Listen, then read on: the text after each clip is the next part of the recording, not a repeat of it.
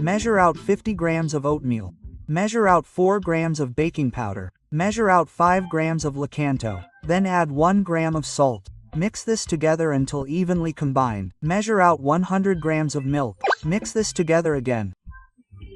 Now for the eggs. We'll grind these into eggs. Add them. Mix until evenly combined. Add the oatmeal bread dough. Microwave at 600 W for 3 minutes. Add 5 grams here. Mix until evenly combined. Add 100 grams of milk. Knead and mix until evenly combined. Then mix the eggs together again until evenly combined. Repeat the same process at 600 W for 3 minutes.